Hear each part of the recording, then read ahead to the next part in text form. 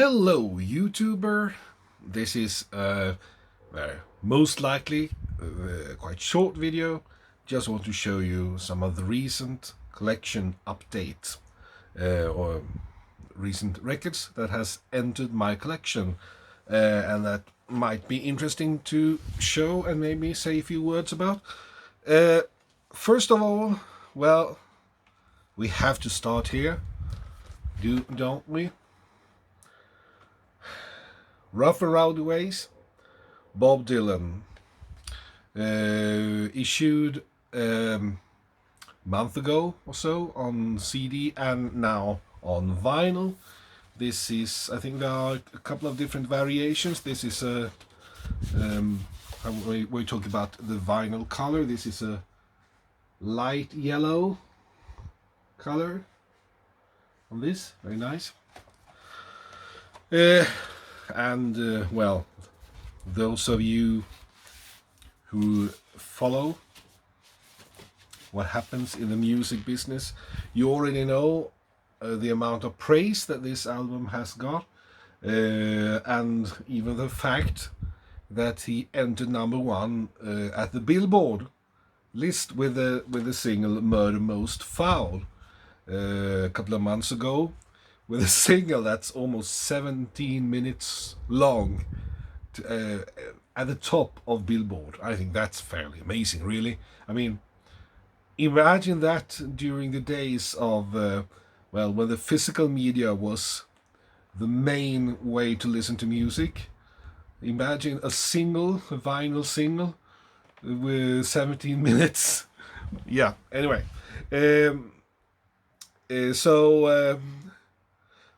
I have to say this is one of the best albums I've heard with Bob Dylan. There are many different opinions when it comes to Bob Dylan. When I usually talk about Bob Dylan, those are about the few times when I really have to clean the comments a bit, because there seem to be so many strong feelings about him, and some people who really hate him. And I give him a break. This is the songs are, they are incredibly well written, and it's a very accessible album. It's an album that it's easy to like. It's easy to understand the songs. They aren't so filled with lots of different symbols. They are fairly straight to the point, and so in that sense it's very accessible. Also, of course, very well sung. When Bob Dylan made his last album with his own material back in 2012, he had a really raspy voice. But then he's been singing Frank Sinatra songs like the American Songbook for 3 albums, and got a bit of a more leaner, a bit more cleaner voice, and it's a mixture of the old raspy voice and that more cleaner voice that he used here, and it works very good. So this has already been praised a lot, and I have to say I agree with the praise. It will be one of the best albums of this year. Right, let's move on. Let's go to Norah Jones. Pick Me Up Off the Floor. The lovely Norah Jones. I have bought all her studio albums since her debut album back in 2002, 3 something, and I've been a bit critical about the later albums. I think that they have become a bit more, let's say, generic, and maybe a bit less interesting. But I have to say this is a step back, a bit back to her roots, but also with a sort of mixture of pop and jazz that fits her very well. So this is, I think this is one of her better albums in the last, 8, 9, 10 years or so. So glad for that. Okay. And over to a man who I've been admiring for over 20 years, and he makes new albums now and then. He has never really disappointed me, and I'm talking about Ron Sexsmith with his lovely album with cutting the grass with a lawnmower and a pink boa and sunglasses and gloves. This is recorded together with his old friend Don Kerr. I think they play everything on this album, and I think maybe it's recorded at Don Kerr's home even, and it's very nice because when they work together, the result is very beautiful. One of my favorite albums with Ron Sexsmith is the album where they collaborated when it said Sexsmith and Kerr, with especially the single "Listen." Anyway, this is a nice mix of very pleasant songs, and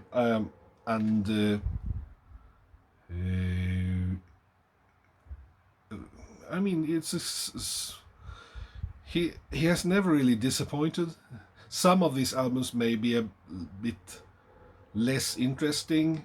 This is one of the better ones in the last decade, even though I'm most fond of the stuff he made in the late 90s and the early noughties, so to speak. But glad to see him back with another album. All right, over to something old. We talk about this Paul Simon compilation, a Japanese compilation, complete with the oboe strip here. Grand Prix 20. It's from 1976. Contains 20 tracks from his Columbia solo albums from 1972 to 1975. So it sounds fairly good for being so many tracks and for having such a, 20 tracks, that's 10 tracks per side. It sounds a bit too much, but it works well. And of course, I already had everything on this album, but still couldn't refuse because I had never seen this issue before. I think it's a Japan only issue. Right. Okay, let's move on. Been listening to Richie Havens, Something Else Again. I think this is his second album, and it is a reissue. The original was on Verve Folkways or Verve Forecast, and this is on Sundays. And those of you who have seen Woodstock, you can of course remember Richie Havens because he started that whole concert and made his improvised number Freedom when he didn't have any songs left to sing because his gig turned out to be a bit longer than he had prepared. So anyway, he plays the sitar on the cover. It's not a music instrument that really dominates this album. It's more his strumming, his heavy, intense strumming on the guitar that dominates. But he plays the sitar too, and tambura and bongos. From 1967, I think. Very nice. All right, over to a Swedish blues singer that is fairly unknown, and it is a bit sad because he's one of the best Swedish voices. It's Joran Viglund. And this is his only solo album, Frostbeaten Blues. He was member before in a band called Friskt Vatten, but he also appears on many records as a background singer. He's a very, very powerful, soulful voice, the kind of voice that you don't really expect to hear Swedish singer, and I've been a great fan of him for many years because I've heard him and I've seen clips on YouTube, even though he appears on way too few records. And this is, of course, this is his only solo album. I also know about the solo single that he made a couple of years later. This is from 1984. Frostbeaten Blues, as I said. If you find it in Sweden, you should be able to find it. Give him a go. Especially if you like good blues in Swedish with great singing. Okay, just two more. Let's try to keep this short. A compilation album with the Swedish 60s beat group, Good Old Tages, on the Odeon label from 1969. I've been talking about Tages before, and they are very collectible and sought after now. Well, for good reasons, because they were probably one of the most musically skillful Swedish pop bands in the 1960s. They even made recordings that later some people heard and thought, wow, this must be Beatles, a Beatles track that we have never heard. But it wasn't Beatles, it was Tages from Gothenburg. Good old Tages. And the last album I'm going to show you in this video is another Swedish 60s beat band from Gothenburg.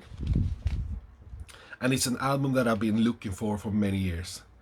It's the Jackpots, with their album Tic Tac Toe from 1967 on the Sonnet label. The Jackpots, they were like something between Swedish Beach Boys and Four Seasons. I think all of the band sang in different harmonies, and the harmonies are fairly impressive. They were good singers and good musicians, and this is like a real gem when it comes to 60s pop music. Not just Swedish 60s pop music, because the Jackpots made two LPs in 67 and 68. The other one from 68, I already have a copy, although in fairly bad condition, trying to find something better.